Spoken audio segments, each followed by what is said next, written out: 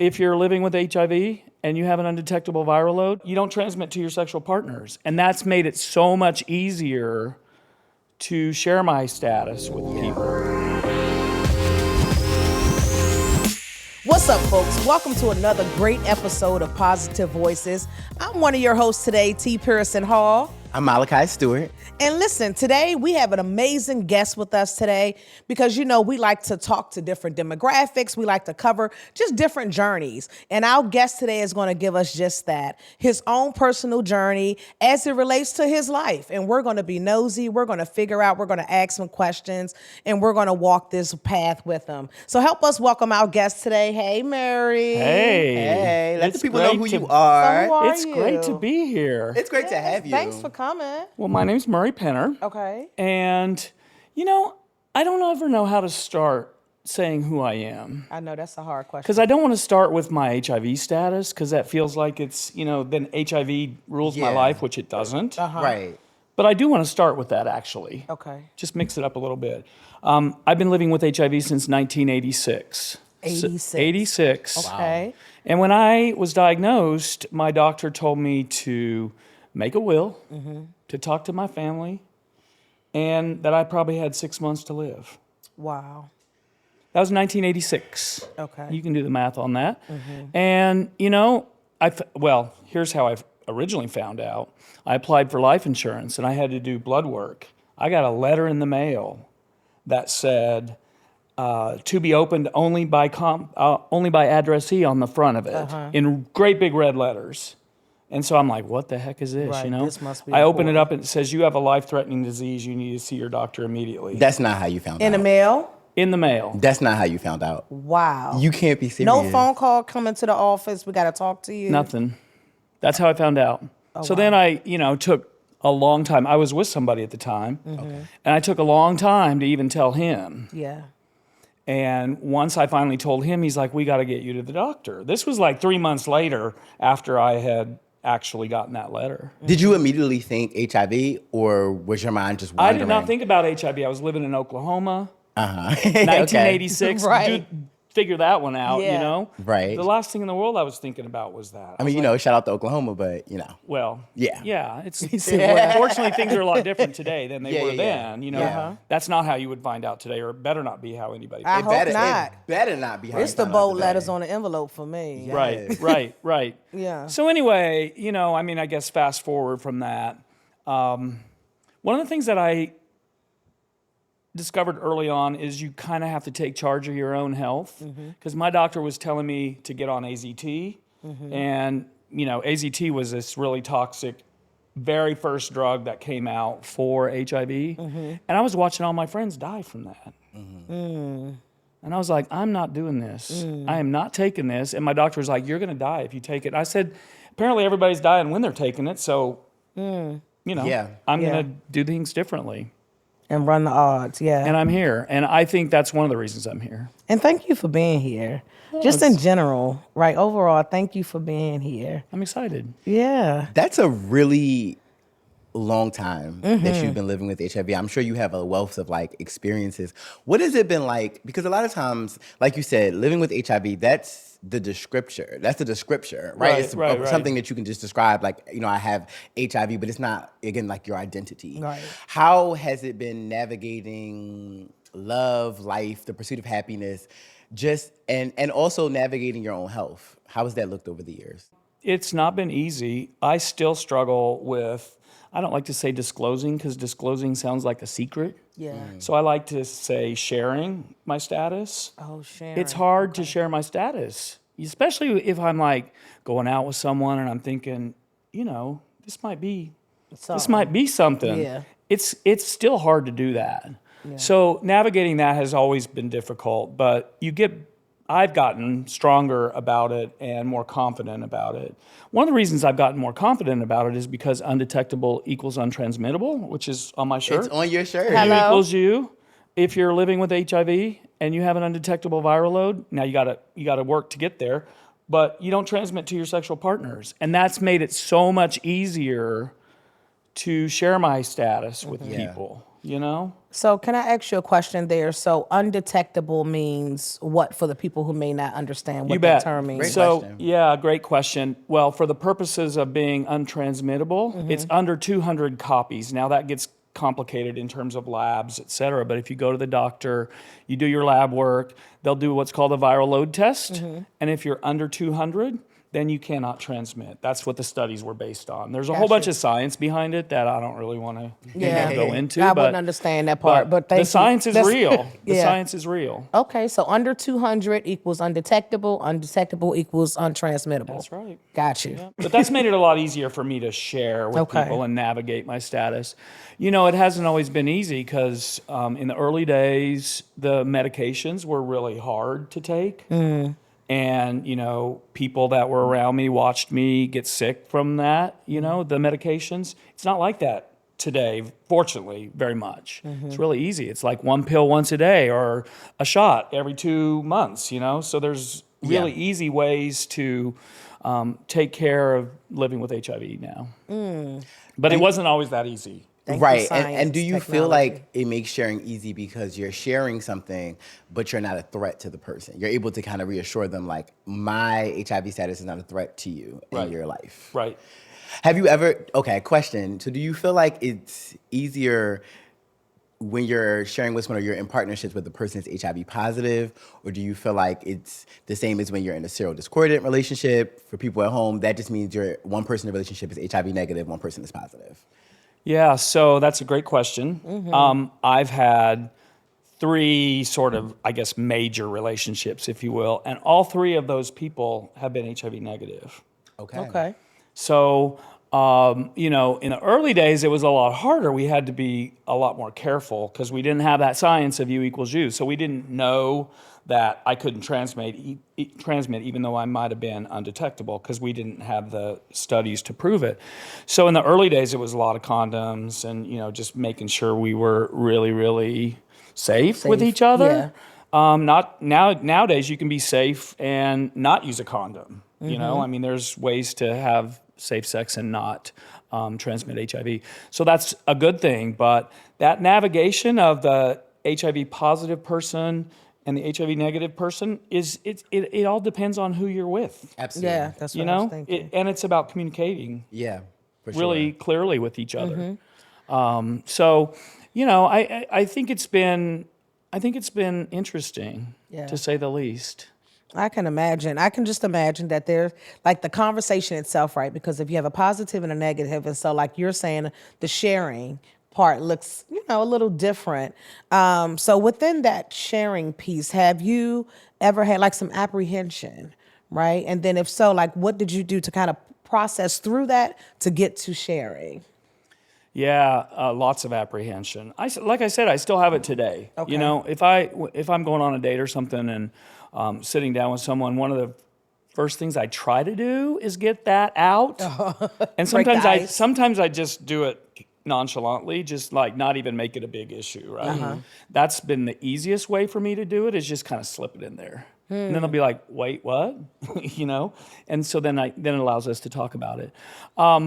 But there's been times when I haven't shared right away either because it's scary. The person's gonna, you know, walk away or whatever. So I remember one guy I was dating, and I was very apprehensive about sharing. Consequently, we didn't have sex because I didn't want to have sex without disclosing or sharing. And so we didn't have sex, and he was like, "Are you not attracted to me?" Oh, wow. And that gave me the opportunity to then say, well, it's really not that, but I have something to tell you. Yeah. And it was cool. I should have done it a long time ago, you know, but I've also had some reactions of people that have been like, Not so nice. can't do this. Yeah. And God forbid you do try to disclose on the apps, because the apps are like, So I do. oh yeah? I disclose on the apps. It needs to be. Well, an I do immediate too. thing. I do too. Like I need to know before you come here, because one thing that you said, and I think HIV positive, HIV negative, gay, straight, non-binary, like however you define, pansexual, wherever you fit on the spectrum. I think what humans have in common is that nobody wants to feel rejected. Yes. Right. Especially when you're being rejected because of something that you didn't ask for. Like this is not something, who wants a chronic illness? You don't meet people and be like, oh, you have diabetes. You might, you might get sick one day. Can't be with you. That's a good relation. Right, like, you know, we have people in our family with diabetes and they still cook unhealthy. We eat the food. We go over with them. Me. Big Mama done lost her leg and she is still You say frying my chicken sugar just and a making little macaroni high. and cheese and we're eating it. We Yeah. are not talking about, like, that fear doesn't And exist. she's not shunned. Right, and so, like, I think that's a universal feeling that people can just kind of relate to. Like, no one wants to be rejected. I think there are people who are not positive who don't share other things because, again, the same fear of rejection. You're absolutely right in you're saying that there are still times, even currently, even in a time where people know you equals you. I think not everybody, but it's way more common for people to know what that means now. But you still get people who are like, I'm good. Yeah. Is that surprising to you still? Because for me, sometimes I'm like, really, you still? Because I'll let you speak on it and I'll tell you why it's surprising for me. Oh, it's really surprising for me. I mean, it's maddening, actually. One of the things that drives me the most crazy is when you're on the apps and somebody will say, are you clean? Oh, so what that means? So It means, are you what are they free of asking? HIV is generally what it means. And or sexually STDs. transmitted infection. Yeah, So not so- like, do you take baths? Well, Do you that's take what baths? I always say. I'm always Right. like, yeah, I took a shower this morning. Yeah, that's and what then I I would take say, that too. opportunity to educate because Wow. a lot of people don't think about what they're saying as being stigmatizing, Right. but that's really a stigmatizing statement when you Yeah. And ignorant. and ignorant. Yeah. Yeah, You for sure. disqualify. I definitely also use it as an opportunity for education, but you have now disqualified yourself. Would you say out the running? Yes. From bathing at this altar. Yeah, talk because- about thank you, I'm good. Yeah, no, it thank definitely you, does I'm that. good. You know? Because it's like, I get that you may not know that that's a stigmatizing term. I get that you may not know that that's rude, and that's a red flag that you don't know. Yeah. That, because who would want to, when you say that a person is clean, adversely, who is dirty? Like, who is not adversely? That part. Like, and if you don't have enough like sense to put that together yourself, Yeah, like how I don't even know how you can say. So you clean? Like what? I feel like that's a fight. and be genuinely waiting for a response. It's a lot. It's infuriating to me. I said I would tell you why it's surprising to me, especially as a person like, I'm black, man who has sex with men. Living in the DMV, in DC, we know like it's 1 in 2. Yeah. It's 1 in 2 for black men who have sex with men. So the likelihood that you were out here, first of all, you didn't ask me my status. Hello. You saw it on my profile, or I brought it up because I wasn't sure if you saw it, so I made sure you saw it. Uh-huh. So you didn't care enough to ask me. One, you weren't pressed about it. You were already most likely talking about having raw sex. Are we going to talk about the fact that the girls will be out here like, Hello? It's not a condom city. Would you so say before the question?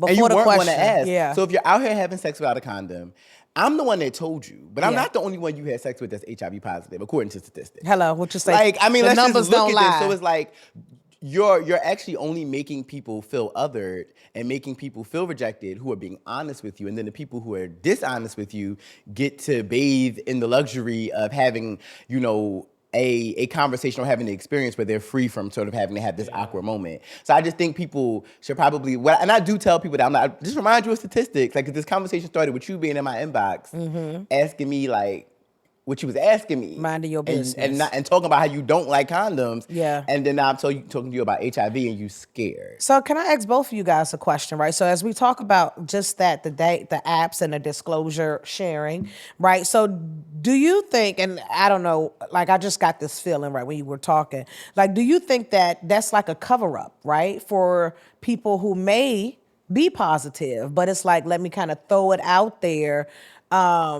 to kind of see, like it's a fishing, right? Whether it's like fishing, or is it a matter of, and this, you know, not scientific or whatever, but do you think that it's folks that are asking questions about others without a fear of like disclosing themselves or feeling safe themselves? And so like, that's the first thing I can throw out there, like, are you clean, right?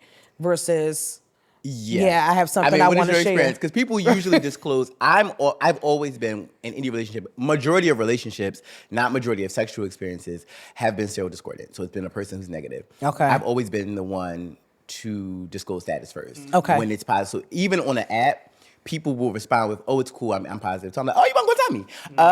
You Okay. know, or people will. Because sometimes, honestly, because I have it on the app and I've just for so many years been very vocal, it's kind of like, well, if you knew who I was to not know I was positive, like, do you read well? Do you listen good? Right. Because Okay.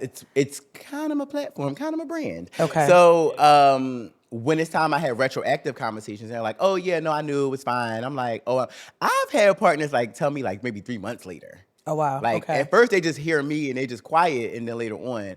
And how do you feel about that, actually? Yeah, no, I think I would agree with you. It was funny, I was dating this guy and I was really into him, right? And he kept like, he was the one not wanting to have sex, et cetera. And I'm like, what's going on here? You know, what's the deal? Because he seems to like me. And then finally he sat me down and he's like, I have something to tell you. I know this is not going to work. This relationship is not going to work. I'm like, why?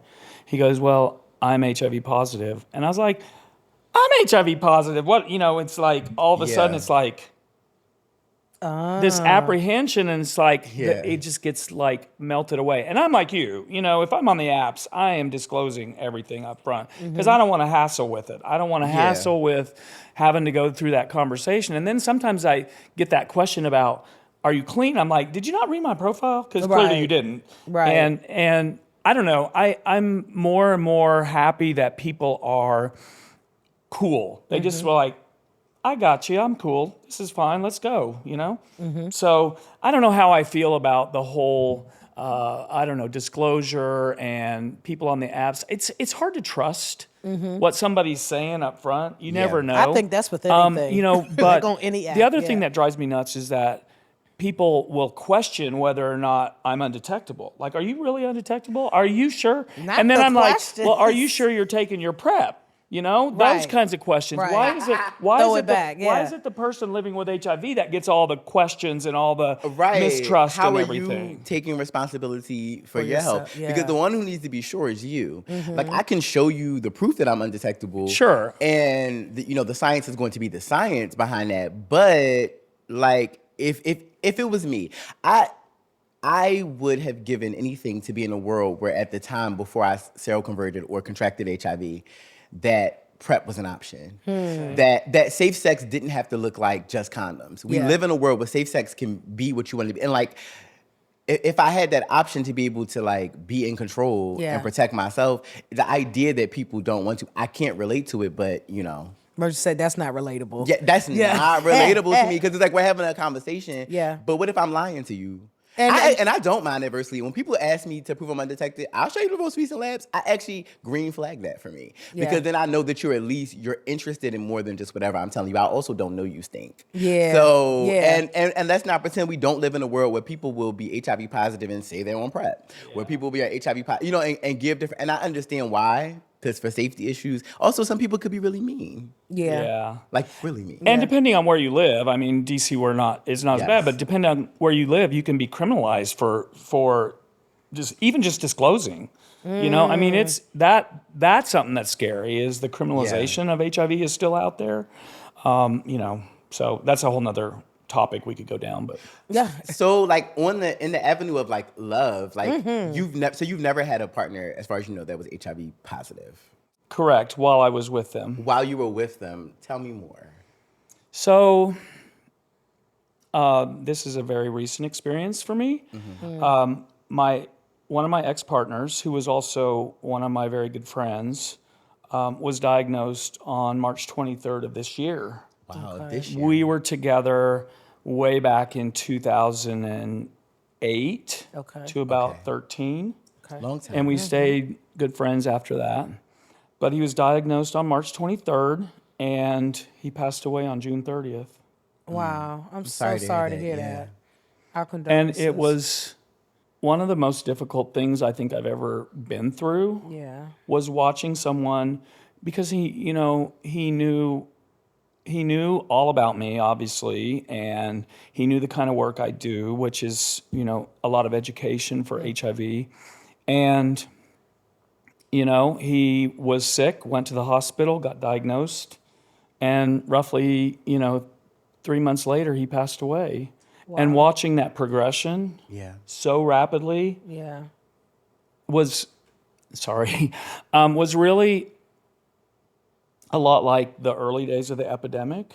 And it was watching somebody that I love and care about and there wasn't anything that can be done. I mean, he got on HIV medication and he became undetectable really quickly, but his immune system was already way too far gone.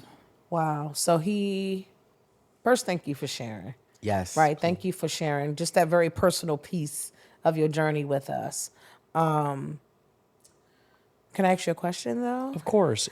So when he was diagnosed in March, he reached out to you before or after? Well, we were in contact regularly because he was in the hospital and he was sharing with me what was going on. Yeah. So he told me right away, and and then I helped try to get him into services and those kinds of things. But it was just something that I'd experienced it with a lot of my friends dying. Okay. But I had not experienced it with somebody so close. And now. And 2023. And now, because that happened back in the 90s. Yeah. It doesn't happen now. It shouldn't happen now. Right. It doesn't. And I was going to ask, was he adverse to taking medication? Did he struggle with accepting his diagnosis? Well, I don't know all. Okay. I don't know that I can speak for answer him. all of that. Yeah. But because I don't know whether, he was just felt so stigmatized and ashamed about even being gay. Yeah. I think Right. the fact that he was in an environment that he couldn't be himself, I think probably led to a lot of, keeping things internal, and whether or not he knew that he was HIV positive and just didn't disclose it and had to disclose it because he had gotten so sick, or whether he just found out. Regardless, there was something there that was keeping him from health-seeking behaviors and, staying healthy. And he's one of the two that you talk about. Yeah. He's black. He was black, and I think really struggled with who he was as a person. That's a big reason why at least I do this work, because I think representation matters. And I've had so many people reach out, new positives, even when I was an adherence specialist, and they were like, I see you, you're healthy and vibrant and happy. That makes me feel like that there's life beyond. But I definitely know what it's like to be in an environment where you're stigmatized, and maybe even sometimes feeling like when people feel like you deserve it, it sometimes can make you feel like, or you think people think you deserve it. And sometimes they do things that make you think that. Oh, and they yeah, may not yeah, even feel yeah, that. yeah. I don't think people in my family will walk around like he deserves that. But if you say homosexuality is an abomination in church, and then you passed out shouting, they put a towel over you after that. Right. After that sermon, Pray it away. I feel like you feel like and that's a fair assumption. So I definitely appreciate you sharing, because I think that still needs to be told. I know what it's like to see someone in present time and to watch them deteriorate, physically deteriorate. And medically that this didn't have to happen. Yeah. Yet you also understand that it's really stigma that kills Yeah. in this present time. So thank you for sharing that. And Mary, I just want to be transparent since you shared a piece of you, right? So I understand that I lost a dear friend of mine who was like a little sister to me at 24. Right, from 19 to 24, her progression happened, and the rapid happened a little bit after I found out, right, about her journey and her decision to not take medicine, to not be adherent, right, to kind of just go with the silence and not live with the stigma. So I share that space with you of sitting and watching that progression very, very quickly with I can't put on a cape and help save. Exactly. Attitude. So thank you. Thank you You're again. welcome. And I'm sorry about that too, because it's a painful process to watch that. And when I when I tested positive in 1986, and then I decided I did a lot of volunteering, but I started working in HIV in about 92, officially working in HIV. I felt like I had been given opportunities and was privileged, and I wanted to pay that forward by trying to help people so that they didn't have to go through what many others go through. And so that's why this was also really painful for me, because it's like I worked so hard to make sure that people have access to medication and that they know their status and that they're on PrEP if they, are HIV negative. I mean, I help a lot of people in my circles that just get what they need, because it's hard to navigate everything, you know? And so the fact that I couldn't do that with him was really hard. I definitely can understand that, but I want to say, as a person who has worked also in the field for a while and has lost a few people, who has spoke at my patient's funeral, that but the biggest part of us advocating is respecting people's agency. Absolutely. And sometimes people's decision, indirectly or directly, is that I don't want to live like this. Yes. Or I don't want to live, or Yes. I can't push past.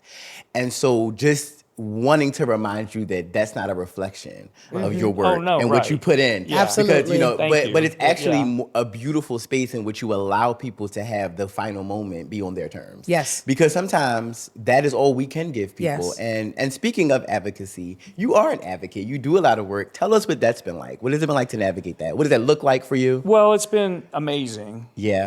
There's been so many opportunities. And, the other thing that I always think about, thank you for saying that about, this is not a reflection of you, but the other thing I always think about is all the people that we do help Yes. in our advocacy work and us speaking out and everything that we may not ever know about. Yes. Yeah. You Yeah. know? Yeah. Yeah. Because that same experience that happened to my friend doesn't happen to a lot of people. Right. Yeah. And so we don't always hear the good things that happen. But being an advocate has been great. Now I'm focusing a lot of my advocacy now on trying to step aside and let young leaders come in to the field. I've been doing this for a long time. And I'm, I want to enjoy my life. I want to step down at some point. Get the next fairly group soon out. and Yeah. do some things I want to do versus working, and I'm at that age where I can do that. Yeah. So, Soft living. That's called a So- soft life. I'm manifesting that for Yes. me soon, so maybe. for me now, the advocacy is really about trying to let people understand what has happened and where we have come from. Like this experience with my friend really has allowed me to talk about the fact that it still happens to people. And so we have to be stronger advocates to make sure people have all they need to be healthy, whatever that is. But it's also an opportunity to go back and talk about what we don't want to see again. And, having lost so many friends in the early days of the epidemic, I know that sometimes people are like, I don't want to hear that. Well, that's not where we are today. Yeah. But guess what? We can still be there today. It still happens. Yeah. And understanding the past, I think, is kind of important in that process. Good segue to my next question, right? So when we talk about the past and we talk about the present, and just like the rules of engagement, right? But I heard you use a word that I want to kind of throw back, privilege, right? And so when we talk about privilege, like it's not hard to notice that you're a white male, right? And so when we talk about privilege and advocacy or privilege and living with a status, what things have you seen, right? And even your professional or your personal, that you're like, I still have privilege. Despite my status, I still recognize the privilege of being a white male Right. in this society. So could you talk a little I'll bit give about you that? a really recent example.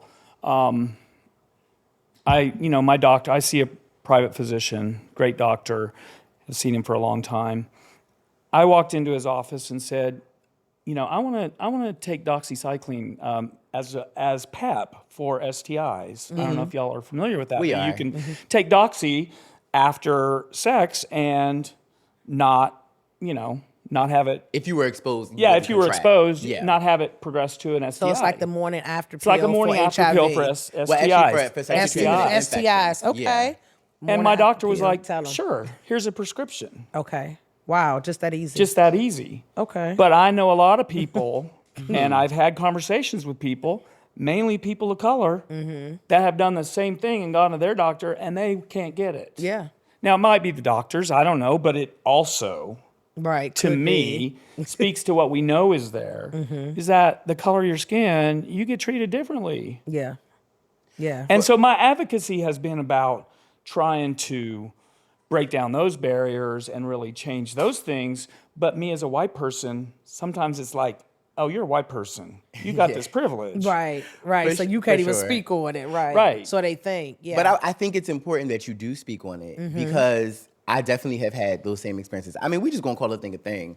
Like there's definitely, working at some of the organizations here, I have seen the differences in how even if they have a center here and then a center in Ward 7-8, like the differences in how they fund those centers, the differences in how those centers look. Right. I've definitely seen patients come, speaking of like, DoxyPep, seeing patients come in and get a year supply of PrEP.